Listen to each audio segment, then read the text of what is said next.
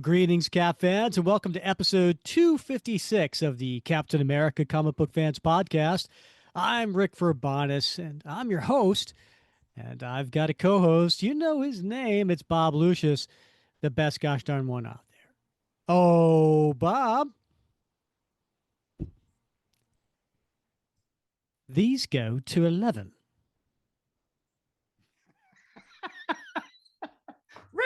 Rick, Spinal Tap. You got it. Yeah. You nailed it. Yes. Of course. Spinal Tap. Yeah, Yeah. Bob. So I'm so glad you've seen the movie.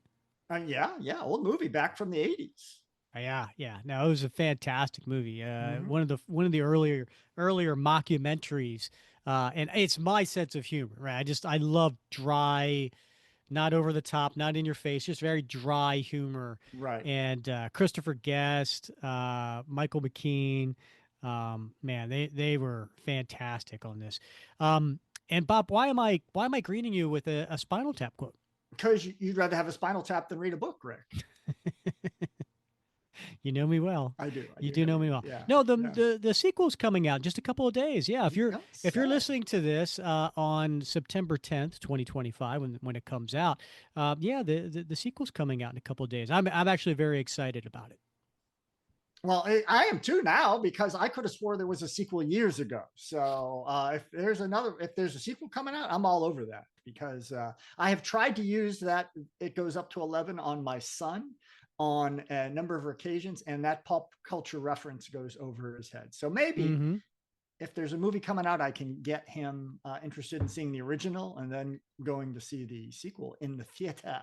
It'd be fun. Yeah. But Bob, why am I greeting you with this quote though? I have no idea. Okay. What Spinal Tap was directed by? Was it Rob Reiner? Yes, and we actually have, oh, I'm sorry, Rob Weiner on the show today. That's who we have. It's Rob Weiner.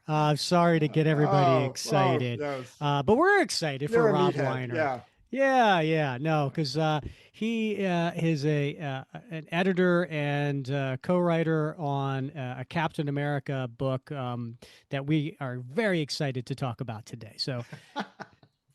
Excellent. Yeah, I am super excited to talk to this editor. I've read this book before a couple times.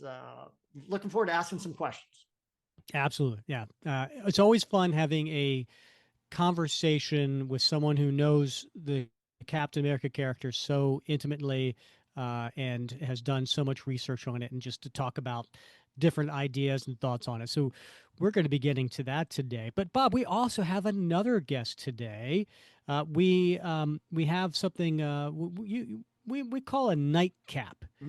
And that is when we have one of our super soldier patrons join the show and talk a little bit about their interest in Captain America, and they pick the topic. And so today we have none other than Steve Rogers. What?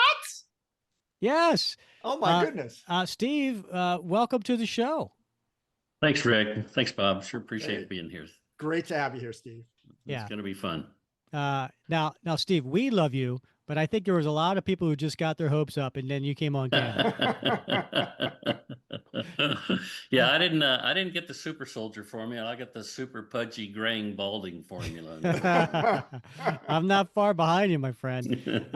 Yeah, no, Steve's actually been on the show before because he was on. Was it episode 200 where you did the voice of the Cobra? King Cobra. Yeah. Has your voice recuperated since then? Because you had that raspy voice. I did that. Same voice. I'm not sure I can do that again. Yeah. No, you were great. Yeah, and so Steve, when we say pick the topic, Steve actually introduced us to Rob Weiner and was able to help us get him as a guest on the show. So kudos to Steve for that. Thank you. That was fun. I'm looking forward to talking to him. I've never met him other than email, so I'm looking forward to talking to him. First of all, I got to ask, because it's killing me, Rick. Tell me your parents' names aren't Sarah and Joseph. No, they're not. They're not. Doggone it. Sorry about that. My dad one time I figured out my dad was 11 years old when Captain America #1 came out, and he said it probably passed through his hands at some point. And I asked him if he remembered that name when it came time to name me. Nope, just a lucky Just a coincidence. lucky coincidence. Yeah. Ah, Doggone it. I don't know. I mean, I guess as a kid, if I got that comic and I'm 11 years old, I mean, that's an impressionable age, and Yeah. I saw that they had the same last name. I mean, Rogers, not exactly you've met a few Rogers in your life, right? It's not exactly a really hard name to come across, but still, if a character I liked had the same last name, I think that would be pretty cool. In fact, I went to high school with another Steve Rogers. So there were two of us in my high school. He became a minister, and you can find him online as Pastor America. Wow. I guess you could have gone either way. You could have gone with the Steve Rogers Captain America collection, like you see behind you, or just like a Mister Rogers collection. Yeah, well, I hear that from time to time too. So Both good. Both, that's both, right. That's right. both top quality. Happy Yeah, with both. I'm pretty sure both of them can lift up Thor's hammer. There you That's go. probably true. Yeah, I'm sure Fred could do it too. That's a good Yep. point. Yeah. So, Steve, tell us a little bit about how you became a Captain America fan. I mean, if you have the name Steve Rogers, it almost be would be a default to do that. But was there something about the character that really interests you? Like, how did you get involved? So I became a Captain America fan from Playboy magazine of all things. So when I was a Do kid, tell. when I was a kid, again, comic books were kind of nerdy, and I was more of a DC fan. Loved Legion of Superheroes, and it seemed like whenever I would go to the store, I would get the first part of a Marvel story and not the second part, and they had so many continued stories, and so I just sort of got frustrated and really didn't ever get into Marvel, and kind of outgrew comics. And then we moved and got a new house, and the fellow who owned the house before us left a stack of Playboy comics, and I guess my dad was sort of open-minded and left them there. And so in the October 1965 issue, there was an article by Jules Pfeiffer called The Great Comic Book Heroes, which was later expanded into a book. And I actually did read the article, and and it said in there that, Captain America, Steve Rogers. I thought, well, man, that is cool. But it was clearly about World War II comics. And so it just never occurred to me that it was still being published.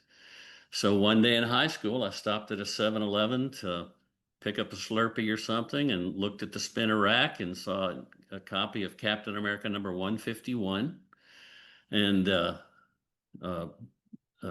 picked it up and thought, oh, okay, this is Steve Rogers. And so I started reading Cap, and then I started picking up a few more Marvel comics and started picking up DC comics. And I've just been a comic book collector for 50 something years now. And again, yeah, the name coincidence was a lot of fun, but it was the same things you guys talk about on the show all the time, the character qualities that we all aspire to. And so if we talk about the real Steve Rogers, we're going to talk about the one that's on paper and on film and in people's hearts and minds for all these years. Now, I thought you were going to say that after you read that article, you went down to the druggor and you picked up the next issue of Playboy, and you continue to do so in case there was ever another article about Captain America. No, Just in case. I was still in high school. I was probably, I don't know what the age is. And I know back then Playboy was under the counter. So I probably would have been too embarrassed to ask for one. Yeah, I right. know, right? Yeah, and they had their own comics in the magazine. That's true. What was that? Little Annie Fanny. That's what it was. Yeah. Good memory. Sorry, kids. I'm sorry to say I remember that, but talking to my own kids. So, Steve, tell us a little bit about yourself. Like, where do you live? What do you do? So, grew up in Lubbock, went to Texas Tech, where the fellow we're going to talk to, Rob Weiner, is a professor there. Worked for Southwest Airlines for some years, worked for Marriott Hotels for some years, was director of security at a Marriott hotel here in San Antonio, and met some, very interesting people. Norman Schwarzkopf was one, Ted Turner, Jane Fonda, escorted them in an elevator one time. So there was some interest. Oh, I actually rode in an elevator with first President Bush one time when he was in town for some sort of a summit meeting. So that was interesting. But about the last 30 years or so, I've been in a family business. My wife's dad started in the self storage industry. So my wife and I are owners and managers of 7 Alamo mini storage locations in Central and South Texas. Ah, very nice. And you've been doing that for 30 years. When do you Hmm. plan to retire? I don't know. I mean, it's so you have been a small business owner. A lot Mm-hmm. of people think the owner sits back and just counts money all day long, but I know you know different. Yeah. The owner is works just as hard sometimes, and is not if not harder for his than his employees. But we have brought And sometimes makes less. Yeah. exactly, Yeah. exactly. But we have brought our son and daughter into the business, and so we're kind of hoping to be able to kind of pass that on to them at some point in the not too distant future. All Have right. you have you ever had a find in an abandoned storage? I have come across some comic books. There's a state law though, if that we have to auction it off. Ah, yeah, And then yeah, it typically doesn't come anywhere near what they owe us. Um, but I have seen occasionally, long boxes left in a unit. sure. Yeah, my brother had gotten into that. I don't know if he still does it. He has a consignment store up in Vermont, and Oh yeah, he yeah. loves driving around and doing the auction thing. And Hmm, hmm. 95% of the time, he gets nothing. But Right, right. but Added mother load. yeah, That's what I they hope can't for. wait to retire so I could do that. Like just I used to, after I sold my comic book store, I would buy and sell comics online, and I would go and buy collections, from people, and then kind of like cherry pick and sell those online, and then bulk the others, and that was fun. And then I started this podcast, and I kind of ran out of time. yeah. Yeah, I'm sure. I'm sure. Just add another day to the week, Rick. How hard can that Is be? that all it takes? Uh, uh, So Thank you for doing it. is there a particular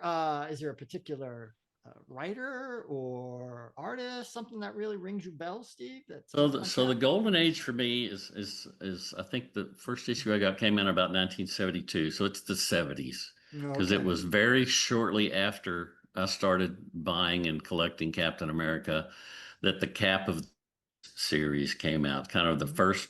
first retcon before there was the word retcon, and I really enjoyed that. And so most of what I started getting deep into was the 70s. But I always enjoyed Mark Waid. I know you guys have interviewed him and talked about him. Mhm. Um, Relatively short Stern and Byrne run, that was great.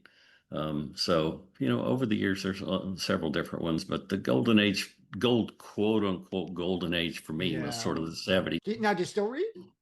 Yeah. Oh, yeah. Yeah. I have a pull list at the local comic shop. It's Captain America and Spider-Man, but I'll typically go look at what the new issues are, and then I'll pick up kind of a variety of stuff. So, yeah. So I'm still reading, and I'm still about floppies. I have very few collections.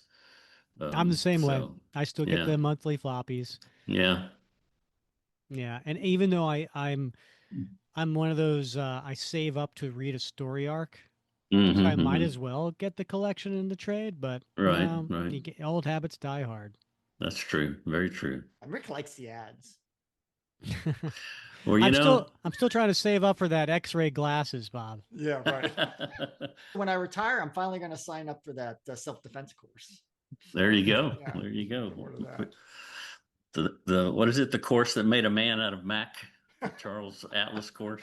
Well, that Yeah. one too. Yeah, yeah. I could probably Yeah. use that. Steve, I have to say, I want to bring up, you have these amazing business cards, and you sent me a stack, and I've sent out a few to our patrons of the show, and by the way, if you want to get more information about being a patron of the show, just go to buymeacoffee.com/, Cap Comic Fans to learn more about benefits, and one of them is, as a super soldier, you get to again come on the show and pick the topic.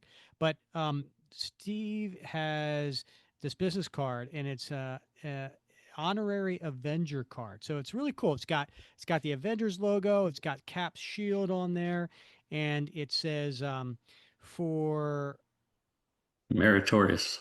okay, I don't have my readers on. Sorry. Want me to hold it for you? Yeah, hold on. Oh, here it is. For meritorious service to the USA, the Earth, and the Milky Way galaxy. And there's a line there. You could sign someone's name.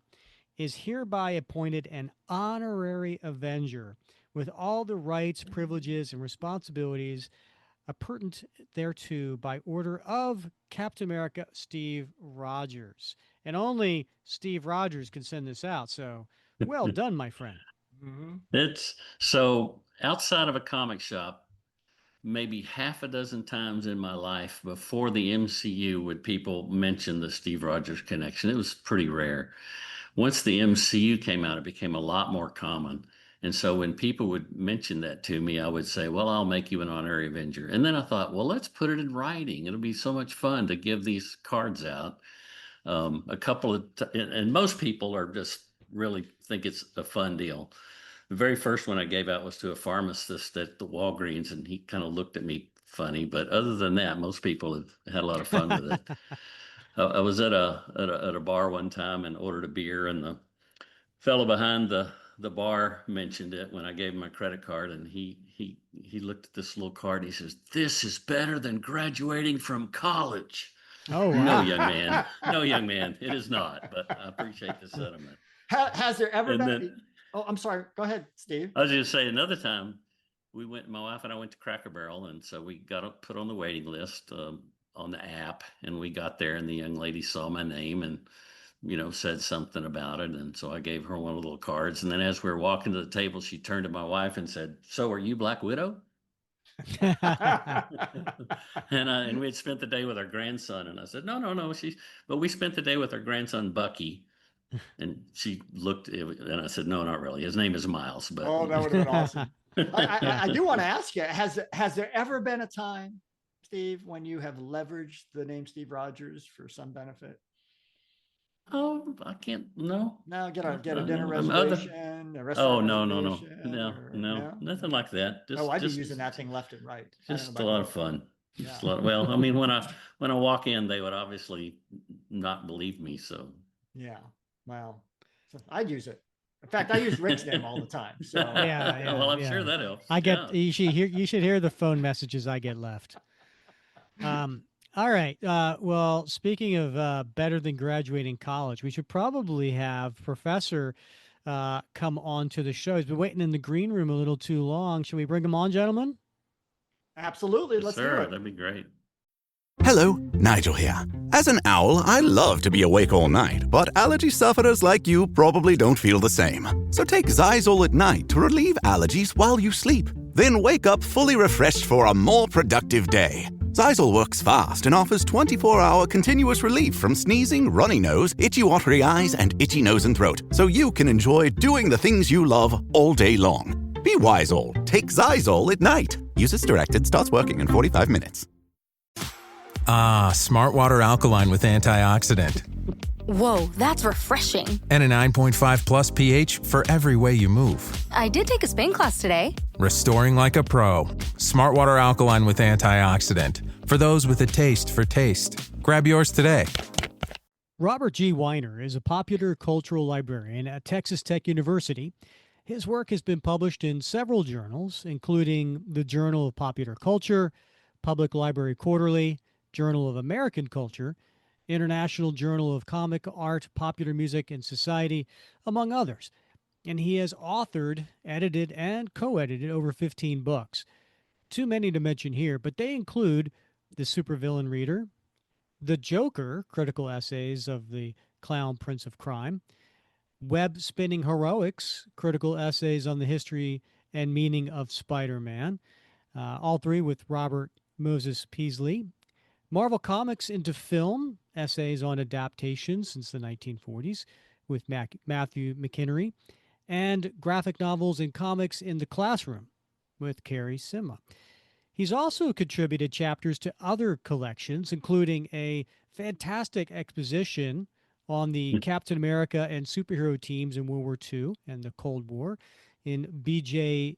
Orepeza's The Gospel According to Superheroes, Religion and Popular Culture. And chapters including one on Captain America for the 2-volume Icons of the American Cult comic book from Captain America to Wonder Woman. In addition to research and writing, Rob is also a professor for the Honors College at Texas Tech, where he teaches a required first year course on the power of comics, the cultural value of sequential art. Today, we're going to talk with Rob about his best known book, at least for Cap fans, his 2009 Captain America and the Struggle of the Superhero. He both edited and contributed to this volume of 17 critical essays touching on various pop culture facets of our favorite shield slinger. Rob, welcome to the show. Thank you. Glad to be here. Great to have you here, Rob. Good to have you. Thank Thank you. you. So we're going to dig into the Captain America and the Struggle of the Superhero, the critical essays, in a few minutes. But first, we want our listeners to get to know you a little bit better. And you're clearly a fan of Captain America. So maybe you could tell us a little bit about your first encounter with the character and what made you become a fan. My first encounter with Captain America was through Avengers #4. Somehow I got a hold of a reprint and read it when I was very young, and the cover of that issue kind of stuck with me, and the story of Steve Rogers, Captain America, being frozen in ice and coming back. So that's my first memory. I'm also a huge fan, I might add, of the Avengers stories featuring Cap's kooky quartet with Quicksilver, Hawkeye, and the Scarlet Witch. What was it about Cap that you liked so much? Well, in part, the fact that Captain America has a nobility about him that you don't see in a lot of popular characters. He's not quite the Boy Scout that Superman is, but he stands for everything America should represent. I mean, he's dressed in the American flag, truth, justice, and the American ideal, as I've been heard to say many times. And part of it too is because I had friends who would make fun of me for liking Mm-hmm. Captain America, arguing that Captain America was a government stooge.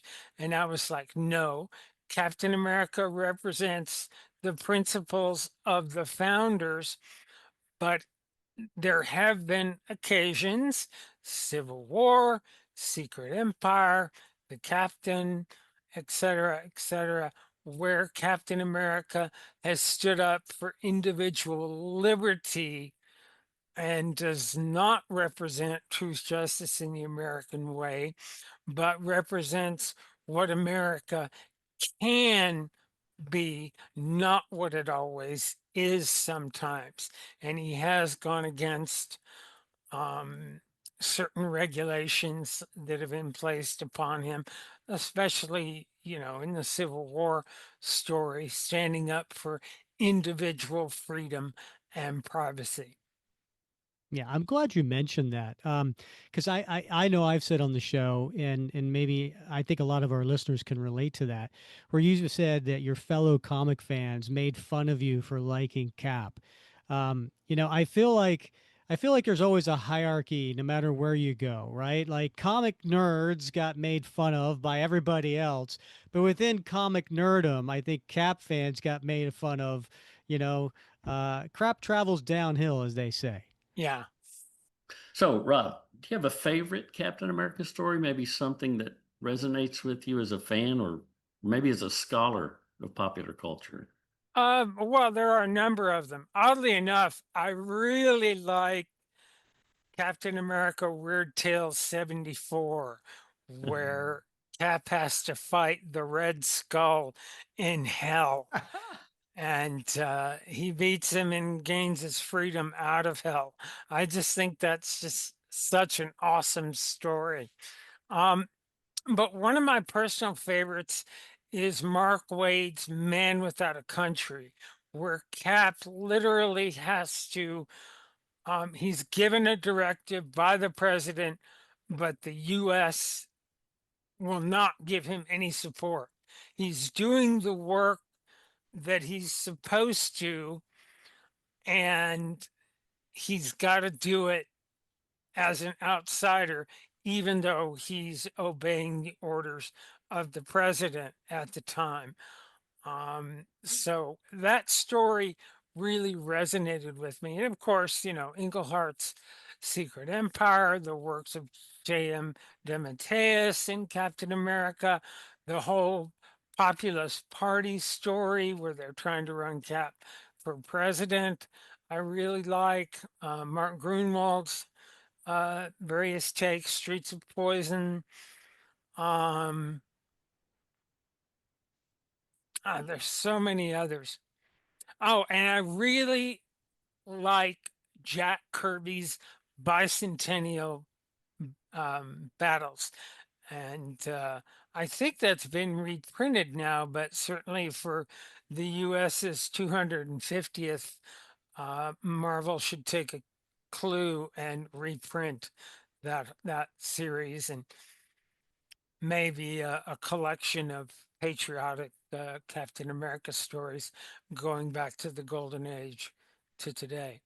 Rob, I love that you pulled out Captain America's Weird Tales number 74, because you don't hear that one a lot. And and it's funny because it's a great story, right? Because the Yeah, Red it Skull is. manages to get Cap down in hell, and only one of them can leave, and they got to fight it out. And it's not a story that a lot of people know, and it's one of the more expensive. If you're into Golden Age Cap books, that's one of the more expensive ones to grab, because of course it's the last one featuring Captain America in the Golden Age. But Yeah. yeah, I don't own a copy of it, but I've got reprints of it right, and yeah. access to the story. So um I love it. And I think it's real interesting that Gene Thompson, MD, was listed as consultant on that issue. Oh, interesting. I didn't know that. Yeah. Oh, Yeah. So even before the Comics Code, they tried to present at least certain comics with a, somebody who would be considered legit in the wider outside world right, right. as a consultant. Well, speaking of giving a due credit, so before we get into the meat of Captain America and the struggle of the superhero, I want to talk to you about your dedication for the volume, because Oh, it is arguably one of the most extensive dedications I have ever seen. And I think that's, most readers will be familiar with. So not only does it have this long list of historical figures and a who's who of Captain America creators that I think most people would recognize. I mean, it's got everybody. It's got Millard Fillmore, the 13th president of the United States, and Led Zeppelin. So I got to yes. ask you. Oh, and I should note, it does close with "For all the Sentinel of Liberties out there, whoever you may be." So great call out to all those Cap fans out there. But it's a labor of love, and I got to ask you, how did you assemble that dedication? Well, I don't know how I got away with it with the publisher, because those are not the kind of dedications they usually allow for. I doubt, the book is over 15 years old, and I doubt I could get away with that again. The Millard Fillmore thing is interesting because on my mother's side, we're distant relatives to Millard Fillmore. So, And Led you know, Zeppelin? no, No. I just, Led Zeppelin is one of my favorite bands. Oh, So, yes. you know, Awesome. I worked in the music industry, local music industry for many years. Um, been to over 1,000 concerts, and music is an important part. And in fact, on archive.org, there is a Captain America musical available Is there really? that somebody wrote. I Oh don't know if wow. it's still there, but there was um, at least 10 years ago on archive.org. Somebody composed their own, and it may be a good person to get on the show at some point, their own musical, creative musical based around the early Captain America comics. Well, I smell a future episode, Rick. I know, right? I mean, Me. I know. Wow. Thanks for the heads up on that. We're gonna have to Yeah. start researching. And there's also a video that somebody did, James, I can't remember, it's been so long, but it's listed in my book, where as a kind of thesis type special project, he hired an actor to tell the complete story of Captain America, James Leonard, um, for an hour and a half, even going into the William Burnside Captain America, the Commie Smasher of the 50s, which doesn't get talked about a lot either. Just want to get a little bit deeper into the book. So and it's been over 15 years, so you may not recall, but um, in the introduction as well, you wrote that the book was, at least in part, a reaction to the death of Steve Rogers and his replacement by Bucky Barnes as Captain America. And we realize this is basically the second half of the volume 5 by Ed Brubaker. Um, and at the time, you called this turn of events a cheap shot, and you explained, your reasoning for it. It's been 15 years, so in retrospect, has your judgment of these events changed at all? No, um, I one of the things that people the general public who don't read comics regularly or graphic novels make fun of, especially about DC and Marvel, is that nobody dies. Don't kill your IP. It's bad storytelling.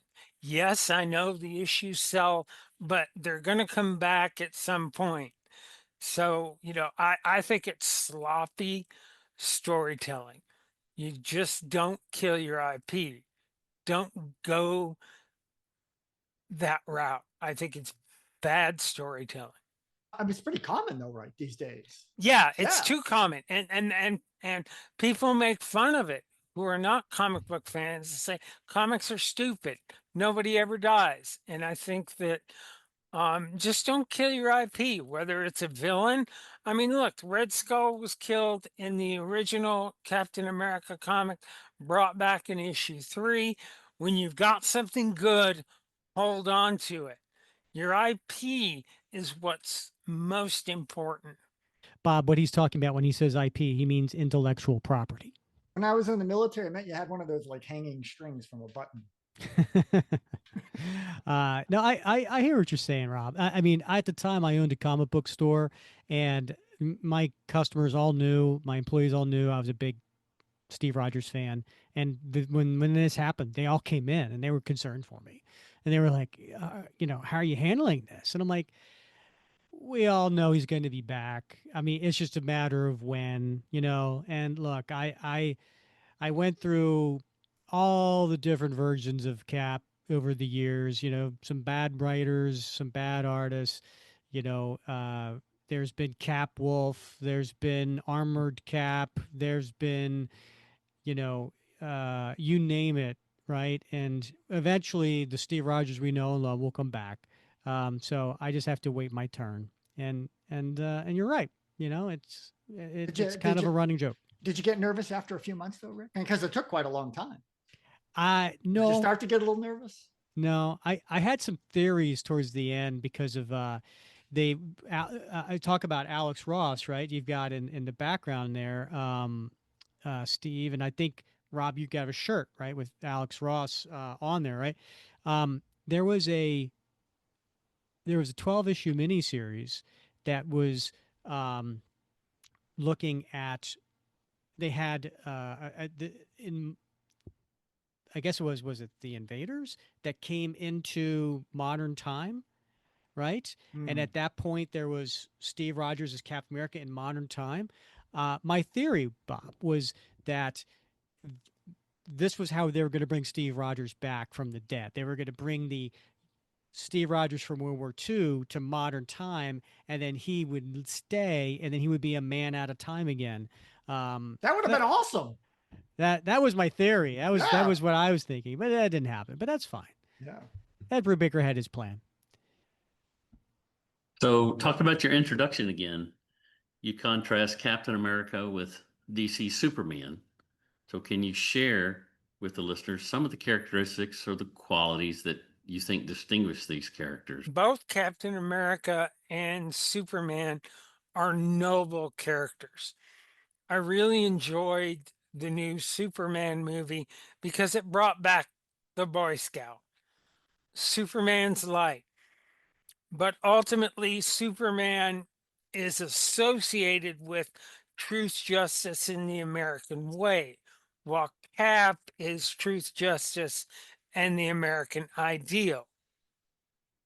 And so, even though there have been comics that try to distance Superman and turn him into a more of an international hero, for so many people, Superman still represents the Boy Scout, and Captain America's more like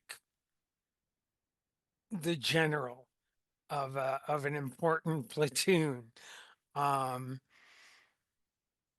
so if I don't know if I'm conveying exactly what I'm trying to say, but you know, Captain America edges Superman out just a little bit with the nobility, I think. But both of them are very similar in that respect. They want to do what's right, they want to do what's noble. Cap is dressed in an American flag. So, Captain America represents what is best about America. Now, with that being said, Captain America, does have his faults. He's not too perfect like Superman, a complaint that you sometimes hear about Superman as a character. Captain America, you know, has had problems. And I have to get this in. I simply loathe Nick Spencer. I think the whole Hydra cap was a slap in the face to every World War II veteran and every person that died in the concentration camps and in the cause against Nazism and fascism. Um, to me, that was a slap in the face to all the soldiers who fought in World War II. So To you didn't do enjoy that, that arc. That's what no, I loathe it. okay. Now, so And Rob, can I you? have not forgiven Nick Spencer for it, even though, suppose it wasn't the real Cap, to do that to such a fine character and turn him that evil um, is simply unforgivable in my view. Hmm. So Rob, I think that's yeah. I mean, listen, there's it's a quite a controversial story, and there's more people who lean on the fact that they don't like it than do like it for sure. But you said something I've never heard before, and that is it's a slap in the face to all those POWs. Can you maybe tell a little bit more why? Because Captain America represents America, and in particular, America in World War II. The greatest generation, all that stuff.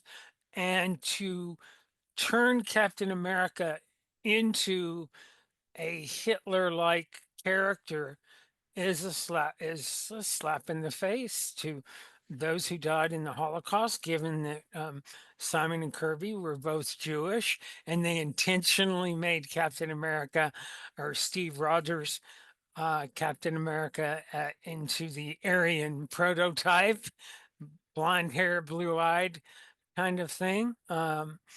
So it just feels so wrong. And I think both Simon and Kirby would have been turning in their graves at what Nick Spencer did to the character. Um, I don't really count the Ultimate Cap. I don't care about the Ultimate Cap. Um, who again is a bit on the morally gray side. Um, you know, 616 Captain America and the MCU Captain America are both um, ideals and representations of America that are very positive in my view. Man, we got to get together sometime and have a brewski and talk about Nick's run some more, because I hated that run when I first read it. I've learned to appreciate it for its subtleties, not for its in your face sort of thing. And I don't know. I have to concede that a mark of sometimes good writing is that it exercises a lot of passion. And clear, I see a lot of passion on your part. So Yeah. mission accomplished. Yeah, we talk about that a little bit in our intro to the Supervillain Reader. Mm-hmm. And I say the same thing I just said now about it being a slap in the face to those who died for the Allied powers in World War II. Well, I've been thinking about picking up that volume, and now you've convinced me. So I'm gonna have to pick up and read a little more in depth about this. Plus, it looks like an interesting title anyway. But speaking of titles, let's dive in to this book beyond just the dedication and the introduction. And in particular, I want to talk about the chapter that you contributed, chapter 7, which focuses it's in a section of the book on psychological profiles. So the book is broken into different sections, and this section deals with psychological profiles of Cap, and yours was titled 65 Years of Guilt Over the Death of Bucky. And in that chapter, you took a deep dive into his relationship, Bucky and Steve's relationship, and how Steve dealt with the apparent death of his teenage sidekick in the final days of World War II. So I'd like you to summarize your key points in some ways that you think Steve's behavior in the comics was influenced by, say, his survivor's guilt or the lingering impacts of that trauma that he experienced when he saw that drone explode with Bucky aboard. And you specifically note a couple areas. You talk about things like avoidance reality and exaggerated sense of responsibility. But I'd love to hear you talk more about that, because it really was, I think, a very, very interesting chapter. Well, thank you. At the time, I worked very hard on that chapter and tried to, put some legitimacy to that concept of survivor's guilt. I mean, the first thing Cap says when he's, in Avengers 4 is Bucky, Bucky. And he's continually plagued by this guilt for Bucky's death. And the way that he kind of deals with it is you never get too close to anyone. And when Rick Jones puts on Bucky's costume, Cap is not happy with him initially. It was not a pleasant thing for him to see. Now, eventually, Cap came around and allowed Rick to fight alongside with him briefly, but it's that time and time again, when you look through the various stories, uh, especially in the 1970s, and even throughout some of the 80s, and certainly in the 1960s when Stan was writing him, Cap is very protective about Bucky. He feels responsible for what Baron Zemo did and for Bucky's loss because, you know, Bucky's what, 15, 16 years old? Although apparently in the Golden Age comics, he uses a gun a whole lot more than Cap does and has no Yeah. qualms about killing Right. Ratsies. Yeah. Um, but there was this bond between the two of them that was so strong, Cap couldn't let it go. Now, I have mixed emotions about the Winter Soldier. Again, I don't like dead characters being brought back to life, but I'll be the first to admit I'm wrong in this case. Yeah. The Winter Soldier is a pretty darn cool character, Hmm. I have to admit. And bringing Bucky back from the dead was done very well. So in this case, I'm wrong. I mean, one of the things I really appreciated about the chapter that you contributed to this volume was you got me thinking about like Steve's behavior in different ways. Then, I mean, of course, we joke about it all the time. When Rick and I are going back and we're covering issues or stories from the '60s in particular, early '70s, mid '70s, late '70s, sometimes even in the '80s, in this exaggerated sense of responsibility that Steve. I mean, it was certainly he brought along a young man on the missions with him, right? And Bucky died, right? Or so it seems, right? And so yes, there is some responsibility, but it weighs on him, like an Yes. albatross, and we see that explicitly mentioned over and over and over again in the stories. Yes, we do. And his enemies, um, like, Dr. Faustus? yeah, Dr. Faustus uses that against him during therapy. I think I didn't reread my chapter, so bear with me. Um, uh, Right, and the hint, Red Skull uses it, right? I mean, yeah, the has a Red Skull robotic uses it. Everybody version. uses it at some Everybody point. uses Yeah. it. Yeah, I mean that's what's so obvious. Well, and it's a great plot point to use. Yeah, I mean, it's something that writers were able to take and say, wait a minute, we can play on Cap's survivor's guilt, which, was apparent from Avengers 4 onward, and, see what we can do creatively to have Cap's villains or have him mope about it. The villains use it against him and so forth. It's interesting. I mean, in one way, I think you suggested maybe even Cap uses it against himself, right? So, at one point in your essay, you suggest that Steve continued to use Bucky's death as an excuse to keep people at a distance. And so Yes. it's an interesting insight because, throughout the decades, Steve has had difficulties in forming relationships, personal relationships. So, especially romantic partners, right? Like all the ones over the years.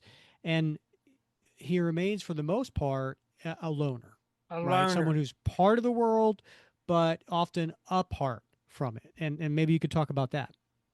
Yes, from the very beginning, you know, Captain America, Steve Rogers felt as though, the whole man out of time trope during the Avengers, Cap's Kooky Quartet, Hawkeye is constantly berating him, calling him Methuselah. Um, and Cap just shrugs it off, being the noble individual. He doesn't engage Hawkeye in any kind of banter back and forth when Hawkeye's throwing all that at him, which again I think was Stan Lee's way of showing just how noble Captain America is, that he's above such things. But deep down inside, Steve Rogers is the false face, and Captain America is the real person. Mm. While one could argue that Clark Kent is just as much Superman is Superman, or Bruce Wayne is just as much Batman. Uh, Steve Rogers is really the imposter, Mm-hmm. I think, in that regard. Now, with that being said, you know, that an interesting term that's bandied about today is imposter syndrome. And I think that for a long time, because of the death of Bucky, Captain America wrestled with, well, I'm supposed to represent the best of America, but am I truly worthy to do that? And I think that that's where um, we get some of the post traumatic stress syndrome, or shell shock, uh, as it were, as it was called, during the Great War of World War One, which my grandfather fought in, and I have a whole collection of medals on my wall that my grandfather won. He also knew Al Capone. All Fun right. fact. Okay. Um, but Uh, I, the persona of Captain America, he's got to keep that momentum going as Captain America, and all of his attempts at trying to have relationships, companions. He's got plenty of friends, but do they really know him? Because I'm not sure yeah. Steve Rogers is actually knowable. Now, with that being said, my favorite is Bernie Rosenthal, Mm-hmm. but of his potential partners, I just think she's cute, you know, and the banter that they had back and forth. Yeah. Rob, you Um, bring up a great point, and I haven't really thought about this before until this moment, and that is there's been plenty of writers that have agreed with you in the fact that Steve Rogers, the main persona is Captain America, not Steve Rogers, right? yeah, And so that I've heard before, and I tend to agree with, but I never really gave this much thought before. But perhaps maybe for all of the costumed heroes out there that with dual identities, perhaps maybe Steve Rogers has the hardest part because the super soldier serum changed him. He doesn't take off the mask and go back to that 98-pound weakling. no, He, he he doesn't. he's always in the mirror, sees himself as the super soldier since that happened. And so unlike others who maybe take off their mask and can go back to how they were before, Steve can't. And that maybe that has something to do with it. I think it does. Iron Man takes off the suit. He's Tony Stark. He has a completely separate personality, in some ways, than Iron Man. And so do many of the other characters, except, of course, the Fantastic Four, who Mm-hmm. don't have a secret Secret identity. identity. Yeah, You said something like, and I wrote it down because I want to think about this some more. And you use the term knowable. You use that word, that Steve Rogers knowable, and I think we have seen, like, over and over and over again throughout the decades, that in many respects much of him remains unknowable. One of the things I really liked about this chapter is it took an angle that isn't really explicitly talked about a lot in the comics. We know that Steve has experienced trauma. He saw Bucky's loss. He saw what happened in World War II. He's seen terrible things, right? And he has this eidetic memory where he doesn't forget anything, right? We know that. Um, he carries an immense burden in those memories, and other than Faustus, and some other cats and dogs that have treated him along the way, he bears the burden of not having received therapy for any of this. And I know, in the 60s and 70s, they didn't really talk about that sort of thing. We're much more sensitive to that to now, but he really does continue to struggle with a lot. And as Rick mentioned in his question, we see this with his relationships. Superman, he has a relationship. He's managed to, maintain a fairly consistent, healthy relationship with Lois, right? Lois Lane. And yet Steve has a very difficult time transitioning to Steve from Cap. He does have a very difficult time. And I think really the Steve Rogers persona is not him. He tries to have a normal life, but it just doesn't work because Captain America is Captain America, period. And Steve Rogers is like this false identity. I mean, I did like the fact that, he took up painting to try to pass the time away, as it were. Which is kind of cool to be creative like that. But Steve's never been able to hold on to a regular job like maybe some of the other characters, Peter Parker or Sure, Iron Man, right? Or yeah, Iron sure. Man, Yeah. and so forth. So, Yeah, interesting. I like to pull that thread a little bit more because in addition to the survivor's guilt, you do mention PTSD in your article, and it got me thinking because of course, when you go back to the 60s and the 70s when this was really prevalent, the main creative teams were Kirby and Stan Lee. And both of them had served in the Army during World War II. And while Stan didn't really see any, I think, combat time or overseas time, Kirby certainly did. He served with General Patton's Third Army in Europe, and he was a reconnaissance scout. Presumably, he saw some pretty terrible things. And I have to think that maybe some of what we see in the character of Steve Rogers, particularly in those early days that they were writing, was laid down really the foundation from sort of a therapy from Kirby. I don't know if anybody's ever explored that. I know he has talked about his experiences in some of the interviews, but I'm not sure anybody's really explored that connection of maybe that was a little bit of an outlet for him. Well, we always often associate Kirby with the Thing, but I think there's another side of that because Kirby was a tremendous patriotic American, and he believed in America and its principles. And I think that you could see as much as could be told some of the ways Kirby was channeling some of that World War II experience into the stories of Captain America that him and Lee put together.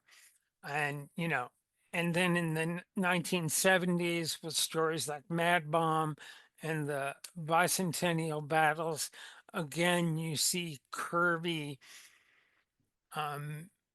wrestling with what it means to be un American.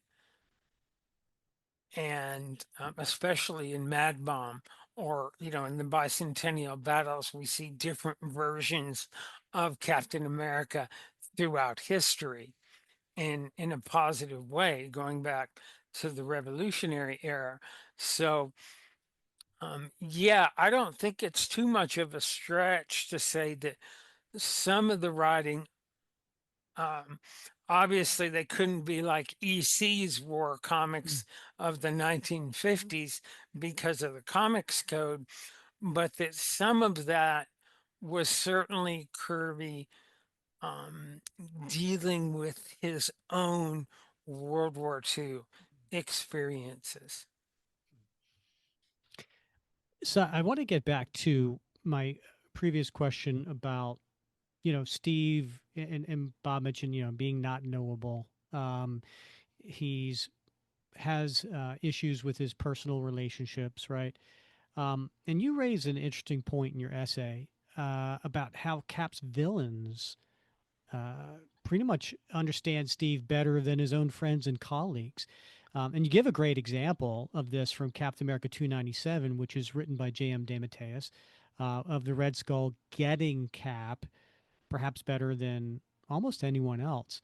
Um, and it seems, I don't know, I mean, it is a little paradoxical, right? That a villain might know Steve better than those closest to him. Can you talk about this realization? Um, Actually, I don't think that's unique. I think Magneto knows Xavier better than any of the X-Men. Dr. Doom knows Reed Richards, Mr. Fantastic, better. The Mandarin knows Tony Stark, Iron Man, better than his closest colleagues. So, you know, Cap and the Skull, Red Skull, have been at it for so long that the Red Skull understands how to get underneath Captain America, Steve Rogers, to hurt him at his most vulnerable. And I think that, you know, it's a typical trope that many hero villain relationships start out as friendships and then go, sour. But the villains oftentimes, I think, obviously for a number of reasons, like Doc Ock knows Spider Man better and the Kingpin knows Daredevil. Um, that's not unique. When you've had this back and forth for, you know, almost 90 years now, there's, you're going to know um, your adversary quite well. And I think the Red Skull understood that just the way, the Joker knows Batman far better than Bruce Wayne knows Batman. I think in a lot of ways, even though the Joker is always trying to get Batman's attention, Yeah. due to his own insecurities, I suppose. But um, I guess it relates back to these villains maybe have almost like obsessions with the heroes, so therefore they're going to study and learn more about them. they do have obsessions, but that's what makes great storytelling. A hero oftentimes is only as good as the villain. You know, Villains are proactive and heroes are reactive to whatever the villain's doing. So the villain, to write villains well, you have to have the villain know the heroic protagonist almost better than their family members in order to write a compelling narrative. I think that's true for, any kind of writing, actually, but in particular for comics. Well, there is the Chinese maxim of war from Xuan Tzu, right? If you know your enemy and you know yourself, you do not have to fear in 1,000 battles. So yeah, Yes, right. So there you goes have back it. a goes back a long way. Right. So James DeMatteis, I'm sorry, DeMatteis wrote the afterword for Oh, this by the volume. way, I just want to say, Steve, interrupt you. Sorry, Rob. It warmed my heart, but you called him Dan Mateus because we actually had him on the show way like 4 or 5 years ago, and he that's how he said his name. And so every time I've always said his name, and then we'd have other guests on the show, Jim Shooter and some other people, and they're like, "What are you talking about? It's Dematis or whatever." And so I am so happy that you said his name correctly, Rob. He's a big hero of mine. I've read a lot of his work. Don't get. Um, Let's ask Steve. Have Steve ask his question first, and then have you get to like your relationship with him. Okay, no, that's great. So in the afterward, he called Steve Rogers the George Bailey of superheroes, which really warmed my heart because that's my favorite Christmas movie. But so that alone makes this book worth picking up because it offers some detail on DeMatteis's aborted vision for retiring Steve Rogers as Captain America after the Captain America number 300 and replacing him with Jesse Blackcrow as a Native American Cap. So Rick and Bob spoke with JM about this back in episode 13. So how did you get JM to be a part of this project? all I remember is somehow I got a hold of his email and I just asked him if he'd be willing to write an afterward. And he said, sure. That was it. That's easy. It was that easy, I've met him a few times. I don't think he knew I was actually the same guy that asked him to write the afterward, because it was a few years after that. But his work has been tremendously impactful on me, both his superhero work and his works like Brooklyn Dreams and some of the others. I think he's one of the greatest writers in comics and animation based on comics the world has ever produced. What do you find so impactful in from James' work that's so meaningful to you? Well, that's like, you know, one of the greatest Spider-Man tales is Craven's Last Hunt. Yeah. One of the greatest Batman tales is Going Sane, where the Joker takes off the makeup and is trying to live a sane life. Um, Mm. he gets underneath these characters, and the idea that he wanted to replace Cap with a Native American Captain America seems quite appropriate to me, you know, um, given sort of the difficult history between, the U.S. and Native Americans um, throughout. There's a beautiful irony conceptually in that, and I think it would have worked. But they did the Dark Phoenix saga, and then Shooter says we have to bring Jean Grey back a couple of years later. So there's no way that we're going to let him do this. Even though I think Marvel should have taken the chance for something new. Steve Rogers, as we know, can always come back. That's true. Yeah, it's true. Yeah, that would have been fun. Hey, I It got would have been fun. I got to tell you, Rob, I thoroughly enjoyed this volume of essays, and I always get something out of critical studies of characters, particularly one as near and dear to my heart as Cap. And so I just want to tell you that I've had that book for a long time, and I've read it a number of times, and I was glad to pick it up again in preparation for today's interview with you. But I got to ask you one more question, because this one. It really excited me when I heard about it. So I heard that several years ago, I think it was back around 2014, maybe at the Denver Comic Con, you had the opportunity to moderate a panel that had Alan Bellman on it. So and at that time, he was one of the, if not the last, remaining Golden Age creators that had worked on Captain America comics and several other timely titles as well. In fact, probably nearly a dozen of them.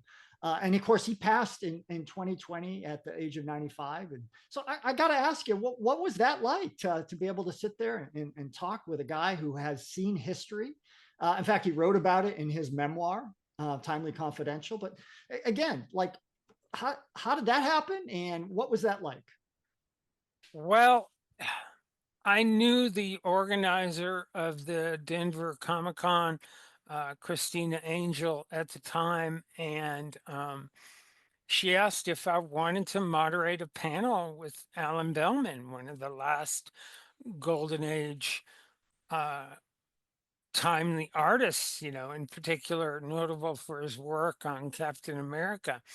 And, so we had a great interview back and forth to this panel that was standing room only. And I remember two things distinctly from that interview. One was that his first wife had an opportunity to sign Bruce Springsteen and turned it down before John Hammond and got a hold of him in Columbia Records and all that stuff. But that there was some, connection that where Springsteen was turned down. I don't remember the specifics that his wife had something to do with. The other was this girl came up to Mr. Bellman and was in tears. Um, I don't think she knew why she was crying. She was just happy to be in the presence of somebody who had worked on Captain America. And Mr. Bellman was so gracious and was like, "What can I do for you? How can I help you? I'm very happy that you're here." He was a true gentleman and a true American. Um, and we were both wearing cap ties, and I had him sign a crystal knot Captain America. What if Captain portrait that he did was the crystal knot, which kind of Yep. started, World War II, and one could argue, or at least the persecutions and anti-Semitism, bringing it to a full, like in your face crystal Right. knot. And he also signed a couple other covers that I had made copies of that he had worked on for Captain America. So He I met him a number of times after that and was just a tremendously gracious and kind individual. And I'm so grateful um, that he was able to have a second, a third, or fourth career actually going to cons and being recognized mm, for his work. Um, thanks to Dr. Michael J. Velasco. Is that right? Is that how you say his name? I have no Um, idea. yeah, I'm not familiar. He's the one who brought Alan Bellman back to Okay. prominence and works on all those Atlas and Timely Okay. collections. Oh, okay. Okay. Yeah. I'm not sure if I pronounced his name correctly. I'm horrible with Yeah. pronunciations. It's a fault of my own. I Unless it's admit it. Dan Mateus and you That, nail it. that's a Yeah. professor. That's a professor thing. I think I'm a professor as well. And I just go, hey, sweater guy. And hey, backpack, that sort of thing. Cause I can't remember names or pronounce them. So. Well, speaking professor in school, Rob, what are you working on now? Is there anything else you'd like to share with the listeners? Sure. I actually also teach a class on the Marvel universe and the DC universe. So, an honors class. We have under peer review a book on of critical essays on Alex Ross. Hmm. Wow. Interesting. I think there's a lot more critical work that can be done with specific artists and writers, whether it's Lynn Wein or Alex Schoenberg. That would be awesome. Yeah. Yes, I love Schoenberg, Yeah. by the way. His work is amazing. And I found it interesting that when he redid, what was it, Giant Size Invaders, Yeah. that there was some blood on the cover and the Comics Code told him to take it off. Oh, wow. Yeah, of the Invaders. So, and I'm also working on co-editing a book about the villains of Spider-Man, and another book that I'm co-editing with a different academic is a book on the Silver Surfer. Very But Interesting. cool. but we haven't seen a lot of submissions for that yet. Mhm. So if you're interested in writing about Silver Surfer, look around the internet to find the call for papers. All right. Well, if you get to the villains of Captain America or the bad guys of Captain, let me know because I have dibs on Doughboy. Okay. He Yeah, does. I think that It would be a great book, would actually. be awesome, actually. Yeah, people I think would get the wrong idea of what they're picking up when a book about dough. So Rob, if listeners want to check out some of your other work, do you have a website we can direct them to? No, not really. You can find the works on Amazon. I've, done books on James Bond, done books on um, libraries and librarians in comics and graphic novels. Um, A lot of music books too, right? yeah, several on the Grateful Dead, and I've published about West Texas music. Have been in a number of documentaries. You can check out, however, related to Marvel, the Icons Unearthed Marvel. I was interviewed for that documentary series, and I'm more than happy to talk Marvel, Captain America, Silver Surfer, Magneto, Spider Man uh, for hours and hours. So our listeners can probably just put in Robert G. Weiner in Google and find all the different works that you've been on, but none less important to us than Captain America and the struggle of the superhero. So make sure everybody checks that out. Yeah, I'm really proud of this book. Again, it was my way of kind of giving the middle finger to my friends who said Captain America was nothing more than a government stooge, that he has no personality, that he has nothing redeeming about him, and that he's a ridiculous superhero. And I'm like, no, no, you don't understand. Captain America is one of the noblest heroes and one of the most important in the history of American comics. And literally, he represents America and what's best about America. That volume does put the lie to that claim, right? That he's not relevant. It's a fantastic collection of essays, and we just scratched the surface with really your contribution. There's another 16 essays in there, critical essays that for folks to enjoy, plus some additional material as well. Well, and if you're interested, Captain America was the first Marvel character to have uh, a filmic version with the serial from the 1940s. Now, it's not true to the character, but in my Marvel comics into film, David Carter writes an essay about that Captain America um, series, serial. Well, So, I believe it's a Grant Gardner instead of Steve Rogers, if I remember yeah, correctly. Grant Gardner. Although the great Lionel Atwell, who is known for playing good villains, is the villain in it. So, he's always great in everything he does, even though he was in a lot of bad cinema. well, Lionel Rob, Atwell's always great to watch. well, Rob, we just want to say thank you so much for taking some time to come on to the show. We really do appreciate it. It's been a pleasure wrapping cap with you.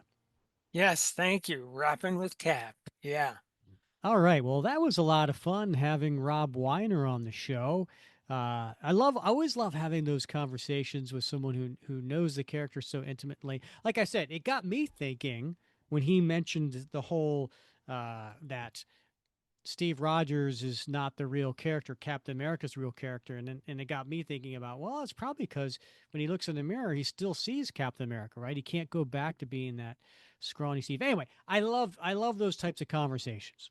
Yeah, I think you're right, Rick. I mean, it got me thinking too about like when he said, is he knowable, right? Because Steve compartmentalizes, and he compartmentalizes for all sorts of reasons. Of course, he compartmentalizes because he's got his professional life, right? But his personal life is very compartmentalized.